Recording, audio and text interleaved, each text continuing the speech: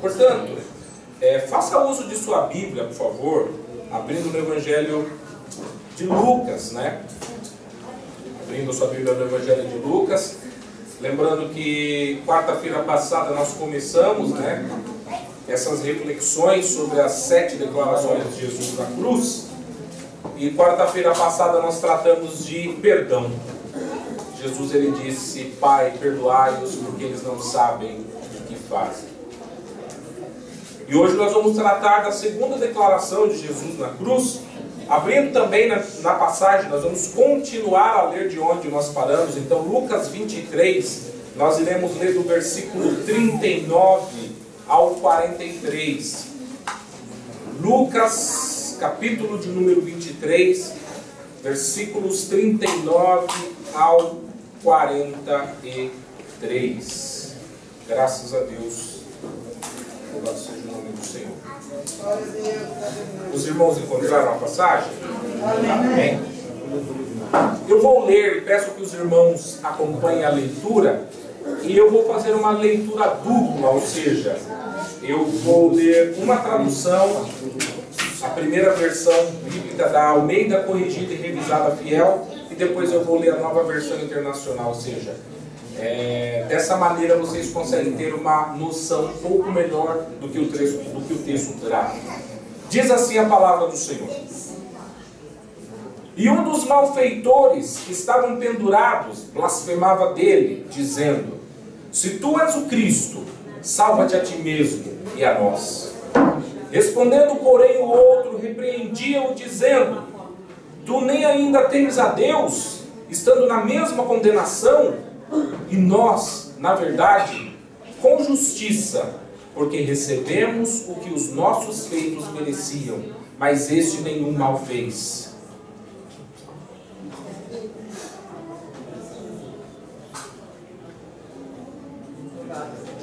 E disse a Jesus: Senhor, lembra-te de mim quando entrares no teu reino. E disse-lhe Jesus: Em verdade te digo que hoje estarás comigo no paraíso.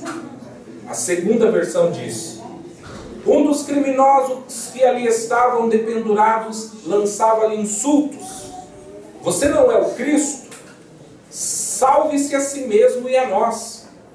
Mas o outro criminoso o repreendeu, dizendo: Você não teme a Deus, nem estando sob a mesma sentença? Nós estamos sendo punidos com justiça, porque estamos recebendo o que os nossos atos merecem. Mas este homem não cometeu nenhum mal.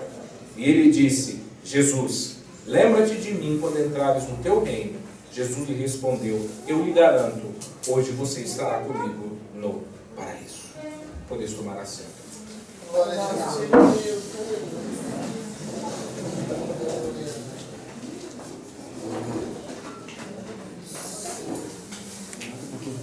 Louvado seja o nome do Senhor. Glória a Deus.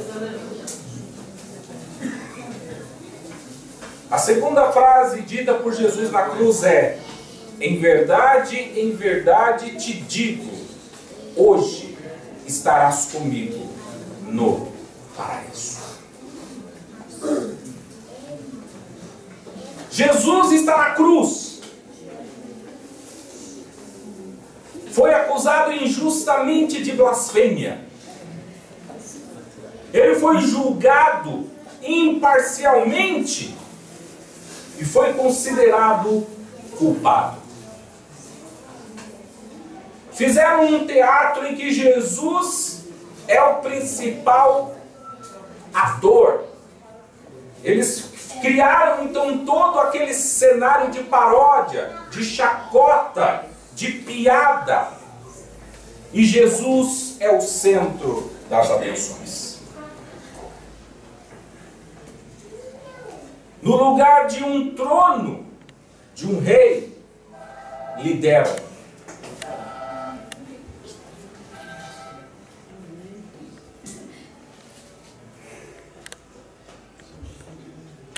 No lugar de um trono, lhe deram uma cruz. No lugar de uma coroa de ouro, colocaram em sua cabeça uma coroa de espinhos. No lugar de 2 conselheiros lhe colocaram 2 ladrões. Em lugar de vinho, lhe ofereceram vinagre. Em lugar de adoração, Jesus Cristo recebia insultos. Em lugar de agradecimento, Jesus Cristo era punido em seu corpo. Glória a Deus, Jesus. Nós vimos na quarta-feira passada que o ministério de Jesus foi um ministério de perdão. Ele começou o seu ministério. Nós avaliamos alguns relatos em que Jesus perdoa as pessoas. E Jesus na cruz, ele pede perdão para aquelas pessoas que estão me fazendo mal. Mas Jesus não é apenas perdoador. É engraçado, meus amados irmãos, que mesmo hoje em dia, muitas pessoas têm uma alta visão, uma visão elevada de Jesus, ou de quem foi Jesus. As pessoas reputam Jesus como um homem inteligente, como um mestre, como um senhor, uma pessoa cujo comportamento nós devemos imitar, uma pessoa que deixou grandes ensinamentos, um líder, uma pessoa cujo comportamento deve ser imitado, mas as pessoas acabam se esquecendo de um fato extremamente importante. Jesus não é apenas um homem bom. Jesus não foi apenas uma pessoa que disse palavras bonitas. Jesus não foi apenas uma pessoa em que a história passou a ser mudada e vista a partir do seu nascimento, antes e depois de Cristo. Jesus é o Salvador. Não basta enxergar a Jesus apenas como um homem qualquer, ou colocá-lo no mesmo padrão de um filósofo, ou colocá-lo no mesmo padrão de um grande professor. Jesus Cristo sim era um grande professor, Jesus Cristo sim disse palavras bonitas e impactantes, mas nós não podemos parar por aí. Jesus Cristo é o Salvador. Não apenas o Salvador, Jesus Cristo é o único Salvador. Lucas 19:10 diz o seguinte: Jesus falando em Lucas 19:10, Jesus disse: porque o Filho do Homem veio a buscar e fazer o quê? E salvar o que se havia perdido. O Filho do Homem é um título, né, utilizado para mencionar, fazer menção do próprio Jesus. Ele está falando, o Filho do Homem, o Filho de Deus, veio para fazer o quê? Aleluia, Jesus. Veio para buscar e salvar o que havia perdido. Ele ainda disse em Marcos 8:35, pois quem quiser salvar a sua vida, perdê-la-á. E quem perder a sua vida por amor de mim e do Evangelho, salvá-la-á. Ou seja, quem perder a sua vida por amor de mim e por causa do Evangelho, será salvo. Ele ainda continua. Tiago 4:12, antes de eu ler o que o apóstolo Tiago escreveu, Tiago, irmão de Jesus, eu acho extremamente importante lembrar aos irmãos que Tiago, sendo irmão de Jesus, ele não cria em Jesus. O ministério terreno de Jesus, Tiago não seguia Jesus. Tiago não achava que Jesus fosse de fato o Messias. Mas após a cruz, após a ressurreição, Tiago passa a acreditar. E esse que no momento, ou seja, aquele que tendo Jesus como seu irmão em vida, não acreditava em Jesus, após a sua morte e ressurreição, ele escreve o seguinte em Tiago 4:12. Há apenas um legislador e juiz, aquele que pode salvar e destruir. Ele diz, há apenas um legislador e juiz, aquele que pode salvar. Glória a Deus. O apóstolo Paulo, falando de Jesus e ainda mencionando a sua vida, ele disse, 1 Timóteo 1:15, fiel é esta palavra e digna de toda aceitação, que Cristo Jesus veio ao mundo para salvar os pecadores. Jesus Cristo veio ao mundo para salvar os pecadores. Outra passagem que eu gostaria de relembrar aos irmãos é aquela passagem que Jesus trata do jovem rico. Jesus, ao falar com o jovem rico, Jesus faz um pedido, estende um pedido ao jovem rico. O jovem rico recusa o pedido de Jesus, e Jesus ele olha e diz o seguinte: em verdade vos digo que é mais fácil passar um camelo pelo vão de uma agulha do que um rico entrar no reino dos céus. E logo após essa declaração de Jesus, os discípulos, o texto diz que eles estavam atônitos, eles estavam perplexos, porque a teologia deles achava que quem fosse rico era salvo. A mesma teologia que é pregada em muitas igrejas, que as pessoas acham que riqueza equivale à salvação, quando Jesus, na verdade, falou que o rico dificilmente entra no reino dos céus. Mas não sendo esse o propósito da minha mensagem, eu quero apenas mostrar o que Jesus respondeu para eles. Eles disseram o seguinte: ao ouvirem isso, os discípulos ficaram perplexos e perguntaram: neste caso, quem pode ser salvo? Ou seja, estavam perguntando: se o rico não vai ser salvo, quem pode ser salvo? Jesus olhou para eles e respondeu: para o homem é impossível, mas para Deus todas as coisas. Aleluia, glória a Deus. Jesus não é apenas um bom homem, Jesus é o Salvador. Glória a Deus. É preciso notar, meus amados irmãos, que Jesus é Deus. A Bíblia tem uma declaração muito linda no Antigo Testamento, em que quando Moisés pergunta para Deus como ele deve falar com o faraó acerca do nome de Deus, aliás, Deus olha para Moisés e diz o seguinte: diga que o eu sou mandou falar. Eu sou. E Jesus também, quando ele vem ao mundo realizar o seu ministério, ele apresenta uma sequência de frases: eu sou. Jesus diz: eu sou o caminho, eu sou a verdade, eu sou a vida, eu sou a luz do mundo, eu sou o bom pastor, eu sou. Ele está querendo dizer: eu sou Deus. Aleluia, Jesus. Glória a Deus, aleluia. Jesus é o Salvador.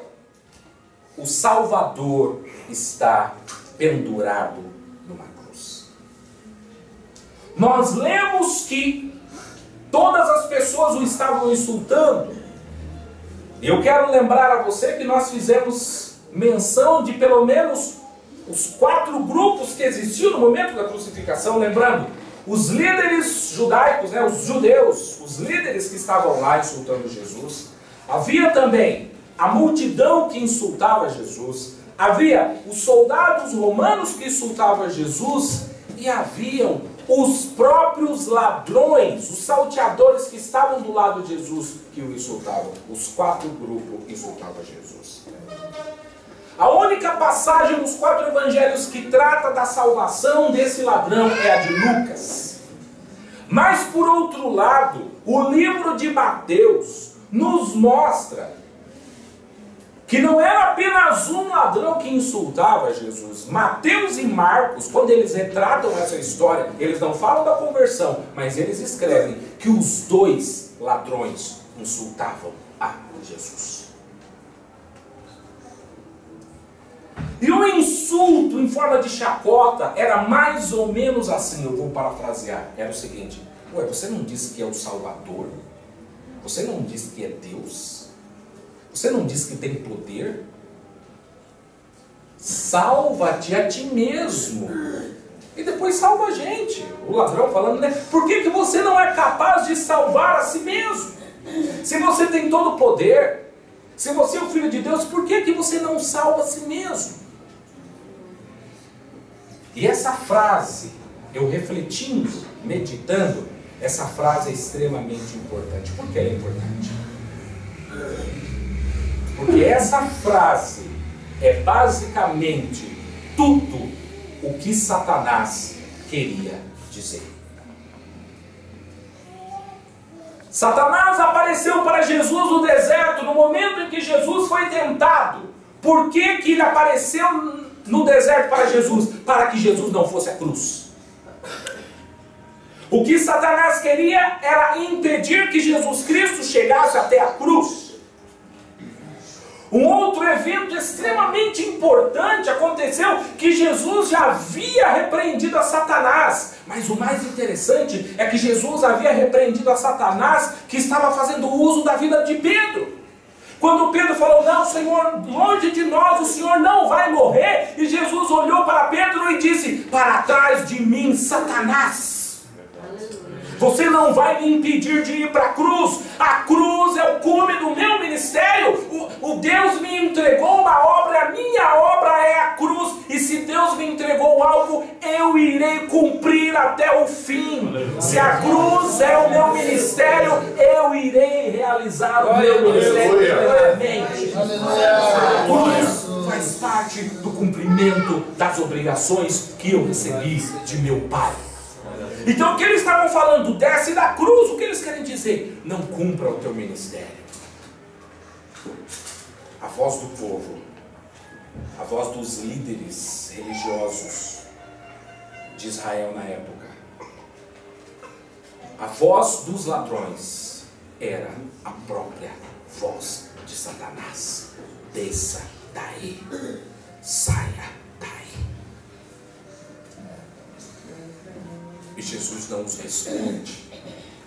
Que ironia, meus amados irmãos. Você fala, como assim que ironia? Isso é uma ironia, por quê? Eles estavam acusando o Salvador de ser incapaz de se salvar. O próprio Salvador do mundo. E eles olhando para o Salvador e dizendo que ele era incapaz de se salvar. A primeira ironia é essa. A segunda ironia é que eles estavam falando o seguinte, salva-te a ti mesmo.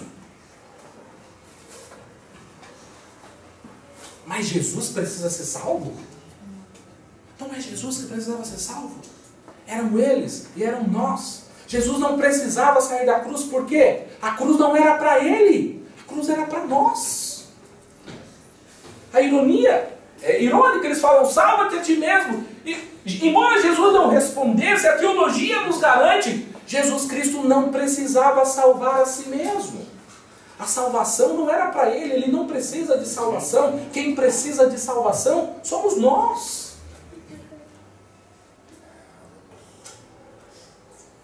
E o terceiro ponto da ironia é que se Jesus resolvesse salvar a si mesmo, naturalmente todos nós não seríamos salvos.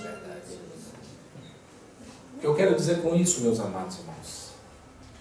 Existem momentos e situações, muitas vezes até mesmo no nosso ministério, em que todo mundo diz para você deixar de fazer algo, quando na verdade a única coisa que você não pode deixar de fazer é aquela coisa.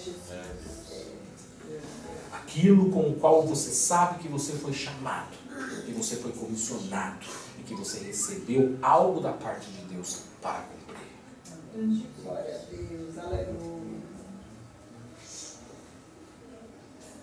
Mateus 27:44 diz: igualmente o insultavam os ladrões que haviam sido crucificados com ele. O mesmo versículo em uma outra tradução. Também os salteadores que foram crucificados com ele dirigiram-lhe os mesmos impropérios. Uma terceira tradução do mesmo versículo. E o mesmo lhe lançaram também em rosto os salteadores que com eles estavam crucificados. O que me deixou um pouquinho aberto, meus amados irmãos, no momento em que eu meditava no texto é o seguinte. Embora não seja norma, embora não seja um padrão, é comum, e muitas das vezes eu considero até que nós esperamos que isso aconteça, que quando alguém está perto da morte, quando alguém está próximo da morte, que ele passe a rever a sua vida, que ele passe a analisar os seus comportamentos, aquilo que ele fez na vida, e que ele passe a reconsiderar, principalmente as coisas de mal que ele fez. Ou seja, é comum em que as pessoas quando sabem, de repente a pessoa está com uma doença terminal, aquela pessoa sabe que não terá muitos dias de vida, que ela passa a analisar a sua vida e passa a repensar e ver, eu não deveria ter feito isso. Ou muitas das vezes a pessoa vai procurar uma reconciliação com uma pessoa com quem ela brigou, e ela não quer morrer sem de repente antes, fazer a reconciliação com alguém com quem ele teve algum tipo de desavença. O que a pessoa quer dizer? Eu quero nesse último momento de vida tentar corrigir algumas coisas que eu deveria ter feito. Eu quero nesse último momento de vida tentar deixar uma boa marca, uma boa impressão. Mas o que acontece aqui é que aqueles ladrões estão sofrendo a mesma coisa que Jesus está sofrendo. Eles também foram crucificados. Eles também estão pendurados numa cruz. Mas eles não estão repensando suas vidas.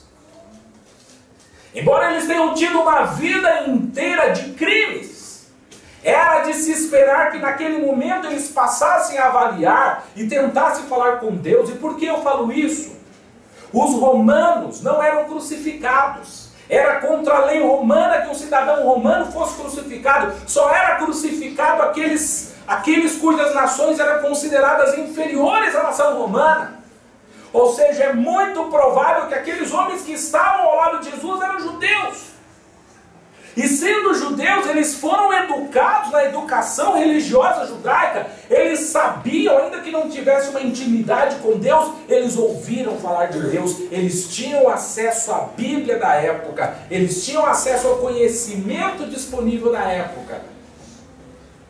E certamente era o momento deles refletirem e tentarem uma outra atitude. Mas em vez de pensarem sobre suas próprias vidas, eles estão falando mal da vida de Jesus. O que nós também muitas das vezes fazemos. Sabendo muitas das vezes que temos erros e que temos falhas, em vez de olharmos para dentro de nós e tentarmos tratar os nossos defeitos e as nossas falhas, muitas das vezes somos tentados a querer apontar e a querer tratar e lidar dos pecados dos outros, mas não os nossos. Aqueles ladrões estão insultando a Cristo.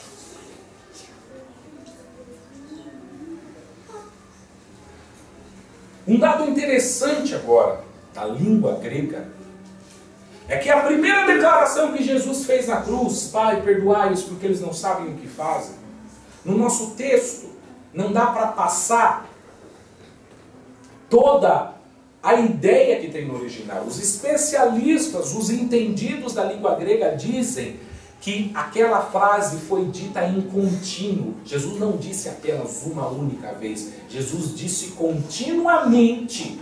Pelo menos algumas vezes, enquanto ele estava na cruz, ele disse, Pai, perdoai-os, porque eles não sabem o que fazem. Alguns comentaristas chegam a dizer que é provável que enquanto lhe crucificavam uma mão, ele dizia, Pai, perdoai-os, porque eles não sabem o que fazem. E quando outra mão, e ele estava dizendo, Pai, perdoai-os, porque eles não sabem o que fazem.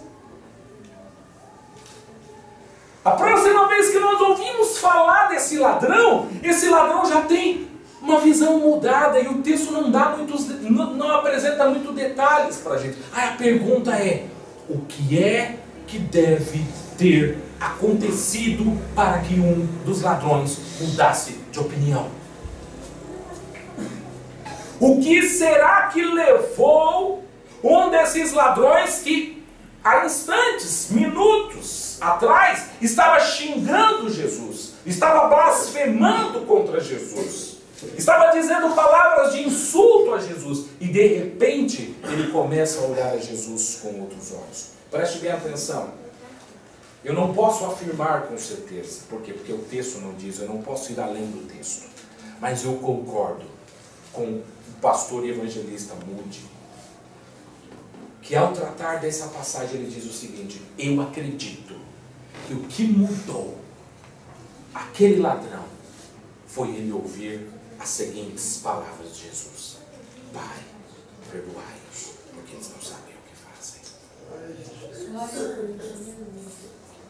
Eu também acredito assim, eu não posso afirmar, mas eu acredito que talvez o que levou aquele ladrão a mudar de opinião acerca de Jesus foi exatamente o fato de que as pessoas estavam lhe tratando mal, as pessoas estavam lhe xingando, e ele volta para aquelas pessoas e lança uma palavra de perdão.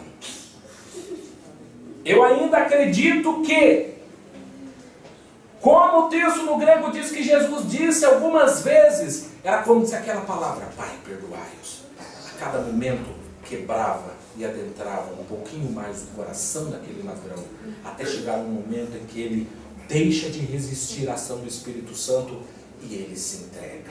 Aleluia. Glória a Jesus. Aquele ladrão agora, meus amados irmãos, diz o seguinte: um dos malfeitores está dizendo, se tu és o Cristo, salva-te a ti mesmo e a nós. Um deles está interessado que Jesus salve a si mesmo. Por quê? Depois que você salvar a si mesmo, salva a gente. Ele quer sair da cruz. Ele não quer morrer. O outro, que agora foi alcançado pela graça preveniente de Deus, aquela graça que antecede, que não resiste, ele diz, respondendo porém o outro, repreendia, ou seja, o outro ladrão dizendo, tu nem ainda temes a Deus, estando na mesma condenação? Ele continua a dizer, e nós na verdade, com justiça, porque recebemos o que os nossos feitos mereciam, mas este nenhum mal fez.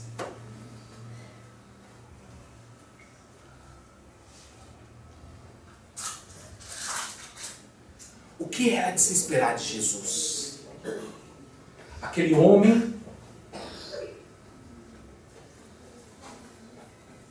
volta para Jesus e diz o seguinte, Senhor,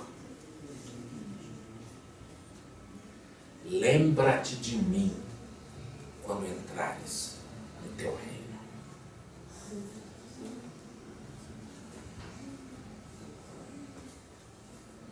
O que era de se esperar, talvez, de humanos como nós, inclinados muitas das vezes a pagar o mal com o mal? Eu estou agora me recordando de uma frase, talvez do pastor que mais influencia o meu ministério, o pastor Warren Wiersbe, que ele disse o seguinte: existem 3 níveis de atuações. O nível demoníaco, o nível natural, humano, e o nível celestial. Qual é o nível demoníaco? É quando você recebe algo bom e você retribui aquilo com o mal. Qual é o nível humano? O nível humano é, eu recebo bem, eu pago com o bem. Eu recebo mal, eu pago com o mal. Qual é o nível celestial? É quando eu recebo o mal, mas retribuo com o bem. Jesus está agindo na esfera espiritual. Eles me fazem o mal, mas eu lhes retribuo com o bem. Eles me tratam com ódio, mas eu lhes retribuo com amor. Eles me sem perdão, mas eu lhes trato oferecendo-lhe o perdão. Jesus está vivendo aquilo que ele pregou. Jesus falou: se te baterem no rosto, ofereça o outro lado. E Jesus está vivendo isso. A cruz é a prova de que ele está cumprindo tudo aquilo que ele pediu que os seus seguidores fizessem. Aleluia, Jesus. Glória a Deus.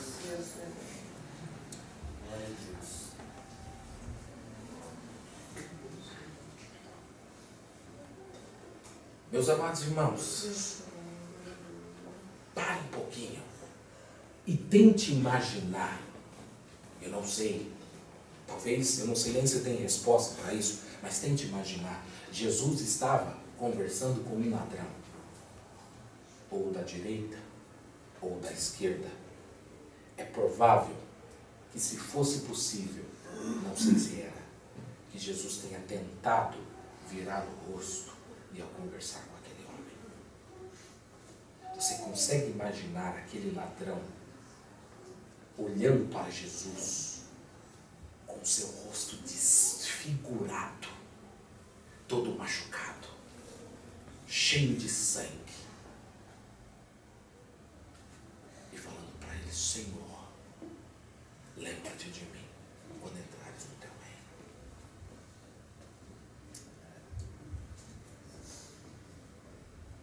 O que é que aquele ladrão fez? O que aquele ladrão fez para merecer uma resposta positiva da parte de Jesus? A resposta é uma só e pode ser dada em uma única palavra: nada. Se eu quiser enfatizar, eu posso responder em duas palavras: absolutamente nada. A Bíblia diz que a salvação é pela graça e não pelas obras. Aqui nós temos um exemplo claro de como se dá a salvação. Tem gente que fala assim: mas eu faço isso, mas eu faço aquilo, mas eu faço aquilo, por isso que eu sou salvo. Não, você sabe por causa de Jesus, não sabe por causa do que você faz. O que você faz é consequência da sua nova natureza. Porque se dependesse do que você faz, você não entraria no céu. A salvação é pela graça. A Bíblia diz: não há um justo, um único sequer. Ou seja, ninguém pode salvar-se a si mesmo. Salvação só através de Jesus. Jesus disse: eu sou o caminho, a verdade e a vida, e ninguém vem ao Pai senão por mim. Salvação só através de mim.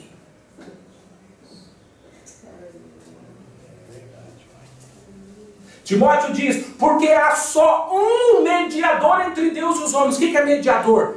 Aquele que causa uma ponte. Só há um que é a ponte entre Deus e os homens. Ele diz quem? Eu, Jesus, o Senhor. Salvação só através de Jesus. O que eu quero dizer? Não há nada que eu e que você façamos para merecer a salvação. O que ele quer dizer? Se nós somos salvos é porque Jesus realizou toda a obra do início ao fim. Não está em mim, não está em nós, está em Cristo. E aqui eu gostaria de chamar a atenção. Muitas das vezes, eu recebo muitos e-mails, de irmãos da igreja de todo o país. Eu recebo muitas mensagens nas mídias sociais de perguntas. E uma das perguntas que às vezes as pessoas me fazem é o seguinte: quando há um ladrão, quando há um estuprador, quando há uma criança que assassina os seus pais, quando há um pai que assassina o seu filho, quando há morte em família, e muitas das vezes esse ladrão, esse estuprador, esse assassino, ele vai para a cadeia. E de repente lá na cadeia, eles conhecem a Cristo e eles passam a seguir a Cristo. É verdade que muitas dessas pessoas não são verdadeiros cristãos, mas a verdade também é que muitos deles se convertem de verdade. Mas quando isso acontece, o que é comum é que as pessoas chegam e falam assim: eu não acredito. Quer dizer que ele andou a vida inteira fazendo mal, e agora que ele sabe que ele vai morrer, que ele está no final dos dias deles, agora ele é crente, agora ele é cristão, agora ele é salvo. Eu não gosto disso, eu não acredito nisso, e eu acho isso injusto. Ah, querido, essa passagem está dizendo que isso é possível, e Jesus salvou uma pessoa dessa maneira. Aleluia. Se você fala: mas eu não gosto, eu não acredito, você fala: você não tem um problema comigo, você tem um problema com Jesus, porque Jesus na cruz salvou um homem exatamente assim. Viveu a vida inteira matando, roubando, estuprando, fazendo todo tipo de mal. Aquele homem não se batizou. Aquele homem não participou da ceia. Aquele homem não visitou. Aquele homem não fez nada do que nós fazemos. Mas Jesus respondeu para ele dizendo o seguinte: eu vejo que há fé no teu coração. Eu vejo que há arrependimento no teu coração. E uma vez que a salvação é pela graça e não é pelas obras, em verdade eu te digo: hoje você estará comigo no paraíso. Que Deus é esse, meus amados irmãos? Senhor, pela tua misericórdia, Senhor. Graças a Deus. Aleluia. Obrigado, Senhor. A Bíblia fala que Deus ele é longânimo. A Bíblia fala que Deus ele é piedoso. A Bíblia fala que Deus ele é tardio em irar-se. É verdade. Ele está sempre inclinado, querendo demonstrar o perdão. E ele disse: eis aqui uma pessoa arrependida que quer o meu perdão. E eu sou amor. Uma das definições: eu sou o Pai, mas eu também sou amor. E Deus fala: em verdade eu te digo, hoje você estará comigo no paraíso. Aleluia, glória a Jesus. Aleluia, Jesus. Você consegue imaginar isso na cruz? Porque Jesus ele poderia olhar para aquele homem e responder no nível humano. Mas espera aí, você há instantes atrás não estava me xingando? Agora você quer entrar no meu reino? Espera aí, há poucos instantes você não estava falando mal de mim? Jesus não lança mais nenhuma palavra de acusação para ele. E Jesus lhe oferece o perdão. Aleluia. Mas que fique bem claro uma coisa: Glória a Deus. Aleluia. pecado é pecado. E todos nós precisaremos lidar com as consequências dele. Aquele homem alcançou a salvação. Mas aquele homem morreu na cruz. Você é salvo. Mas aquilo que você fez para os homens, você precisa pagar e acertar a sua conta com a justiça dos homens. Eles julgaram e você foi condenado a morrer na cruz. Você vai para o céu, mas você vai morrer na cruz. Não se esqueçam disso, meus amados irmãos. Todo pecado tem consequências e Deus não nos livrará e nem nos privará dela.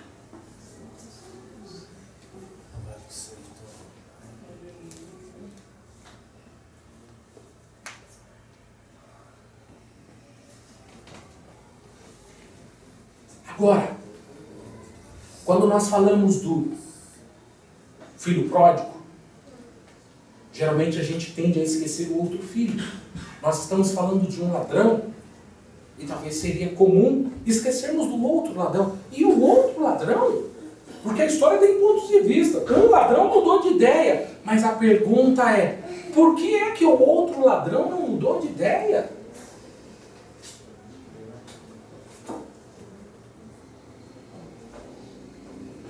Porque Deus não força a salvação de ninguém. A salvação de Deus é através de um relacionamento. Deus não toma a nossa vontade, domina a nossa vontade de maneira que Ele venha fazer uma escolha por nós de maneira nenhuma. A pessoa precisa verdadeiramente decidir não rejeitar, não resistir à obra do Espírito Santo. A cruz era uma prova do amor de Deus. Mas aí nós entendemos, meus amados irmãos, que sempre haverá dois grupos. Você olha e fala assim, como às vezes as pessoas chegam e falam assim: mas vocês evangélicos, vocês cristãos, vocês se acham melhores do que os outros, né? Vocês acham que só vocês têm as respostas? Vocês acham que só vocês estão certos? Só vocês acham isso? Só vocês acham aquilo? Não, na verdade, o exemplo da cruz é lindo.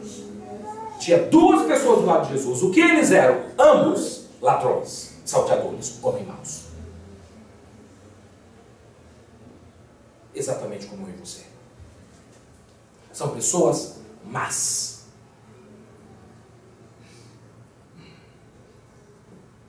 Os dois são merecedores da perdição.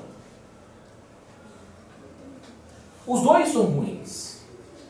Aí você fala assim, você acha que você é melhor que eu? Eu falo assim, se eu puder dizer que eu sou melhor que você, é só em um quesito.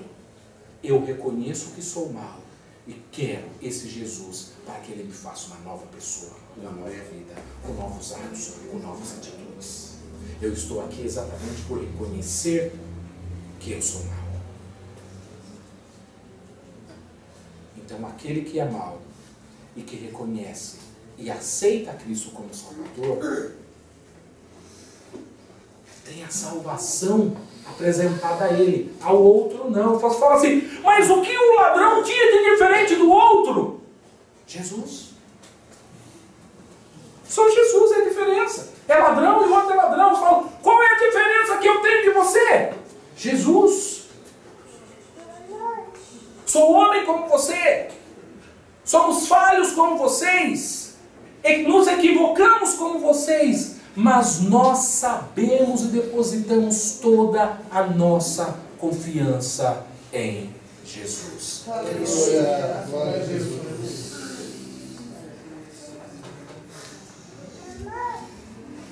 Aquele homem ainda diz palavras extremamente profundas em termos de teologia. Porque aquele homem diz o seguinte: você não teme ao Senhor, nem agora você não teme ao Senhor. E a Bíblia diz o seguinte: o temor do Senhor é o princípio de toda a sabedoria. Vamos temer ao Senhor. E ele diz ainda o seguinte: nós na verdade com justiça estamos recebendo, a crucificação, mas esse homem nenhum mal fez. Aquele homem mudou, ele estava xingando, mas agora ele já... O Espírito Santo de Deus já está habitando nele, Há algo de diferente nele. Ele já começa a enxergar Jesus diferente. Agora ele já está olhando para si falando, nós fizemos mal, vamos admitir, mas esse homem não fez mal nenhum.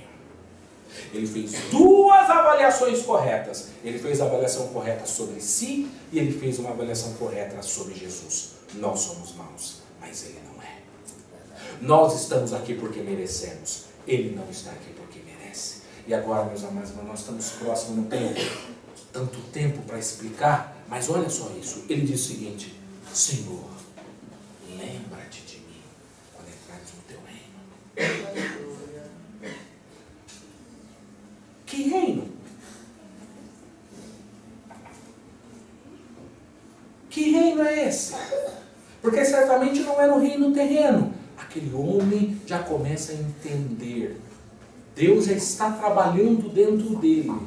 A Bíblia diz, meus amados irmãos, que quando nós não temos a Cristo, os nossos olhos são fechados, os nossos ouvidos são fechados. Nós escutamos, mas não entendemos. Nós olhamos, mas não vemos. Mas quando nós nos entregamos a Cristo, Ele abre os nossos olhos, Ele abre os nossos ouvidos, Ele nos mostra uma esfera espiritual que as pessoas não conseguem entender, porque nós nascemos de novo para uma nova realidade. Aquele homem é nascido de novo para uma nova realidade, e ele percebe, o reino não é aqui. Não é aqui, eu estou percebendo que não é aqui, mas se Ele é o Cristo, Filho de Deus, Ele tem um reino, e ainda que eu não saiba, de uma coisa eu sei, eu quero fazer parte do seu reino. E se o reino é seu, é porque na verdade você é o rei. Porque quem tem um reino é o rei. Todas as pessoas estavam xingando e falando que ele não é o rei. Aquele ladrão está dizendo, você sim é o rei. E como o rei, você tem o poder de me deixar entrar no teu reino. Então o meu pedido agora de perdão, de arrependimento é esse. Será que o Senhor pode me receber no teu reino? Aleluia. E Jesus diz, entra. Aleluia. Graças a Deus, aleluia. A porta está aberta para você. Glória a Jesus. A porta sempre esteve aberta para você, como a porta está aberta a todos nós. Amém, Jesus. Graças a Deus. Aqueles dois ladrões morreram, mas eu tenho a plena convicção que a morte daquele ladrão penitente foi diferente. Sabe por quê? Aquele outro ladrão está morrendo, ele não sabe para onde ele vai, ele não tem certeza de nada. Aquele outro olhou e falou assim: eu tive uma vida inteira de ações más, mas no último momento eu recebo a garantia do rei de que eu vou entrar no reino dele. E não só isso, ele me disse que é Oh, glória, aleluia. Aleluia. Ele me disse Louvado seja o teu nome, é Glória a Jesus. hoje. Oh, glória a Deus. Aleluia. Aleluia. Pra já. Que amor é esse, meus amados irmãos?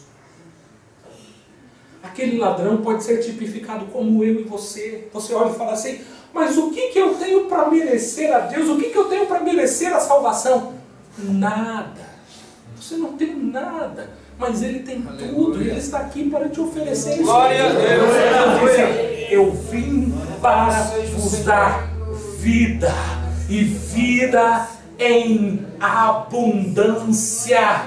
Aquele que beber de mim jamais terá sede. Eu estou lhes oferecendo salvação, eu estou lhes oferecendo vida eterna, eu lhes estou lhe oferecendo juntamente comigo. E o que eu faço para receber isso? Simplesmente não resista. A Bíblia diz: quando o Espírito Santo estiver tocando no teu coração, não resista, não endureçais o teu coração.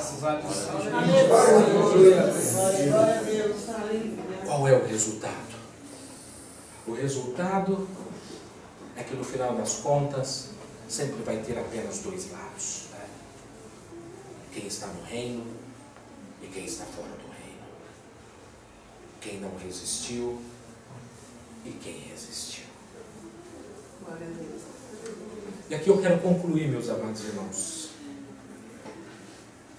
E ao concluir eu quero voltar com você para o começo do texto que nós lemos. E um dos malfeitores que estavam pendurados blasfemava dele, dizendo: se tu és o Cristo, salva-te a ti mesmo e a nós. As outras pessoas estavam gritando: se você é o Cristo, por que você não salva você? Você não consegue nem salvar você e não salva ninguém. O que Jesus fez na cruz? Eu salvei mais um. É provável que muitas pessoas não tenham percebido isso. Eles estavam falando que Jesus não salvava. Enquanto eles discutiam, enquanto eles falavam, Jesus estava realizando mais uma salvação. Você consegue imaginar isso? Enquanto eles discutiam, enquanto eles falavam, enquanto eles acusavam, eles falavam assim: talvez esse seja o ministério de vocês, ficar falando mal dos outros. O meu ministério, eu vim para dar vida. Eis aqui uma pessoa que quer vida e que precisa de vida, e eu estou aqui para oferecer da minha vida. Venha, participe da vida que eu tenho para te dar. Aleluia. Aleluia. Jesus está na cruz. Jesus perdoa. E Jesus salva. Ele é o Salvador, meus amigos irmãos. Que não nos esqueçamos da cruz. Que não tiremos os nossos olhos da cruz. E que possamos lembrar. Aquela frase vale para mim e para você: Pai, perdoai-os, porque eles não sabem o que fazem. E se você hoje, com sinceridade de coração, internamente, conversando com Cristo, se você não o conhece, se você dizer: lembra-te de mim quando entrares no teu reino, certamente Ele irá lembrar-se de você. Senhor Deus, eu te alegro, Pai. Eu me alegro, Pai. Eu me alegro, Deus, pelas maravilhas que o Senhor tem feito, Pai. Senhor, certamente que o Senhor conhece os nossos corações. Mas como eu gostaria, ó Pai, de estar aos pés da cruz, para poder ouvir o Senhor dizer: Pai, perdoai-os, porque eles não sabem o que fazem. Como eu gostaria, ó Pai, de estar aos pés da cruz, para poder ouvir a tua doce voz, ó Pai, olhando para aquele ladrão, para aquele malfeitor, para aquele homem de más obras, e o Senhor, ó Pai, com um olhar amoroso, de compaixão, um olhar de perdão, olhar para aquele homem e dizer: em verdade te digo, hoje, meu filho, hoje você estará comigo no paraíso. Oh, aleluia! O meu coração se alegra, Senhor. E eu não tenho palavras, ó Pai, para agradecer, ó Deus, tudo quanto o Senhor tem feito para conosco, ó Pai. Só me resta, ó Deus, só me resta tentar buscar, ó Pai, a cada dia, a cada hora, a cada momento, a cada instante, ó Pai, ser cada vez mais parecido contigo, ó Deus, e te dizer, ó Deus, muito obrigado, Pai. Muito obrigado, ó Pai. Muitíssimo obrigado, ó Deus, pela tua obra realizada na cruz. Não foi pelo Senhor, mas foi por mim, foi por você, foi por nós. Em nome de Jesus. Aleluia. Glória a Deus. Queridos, que Deus abençoe em nome de Jesus.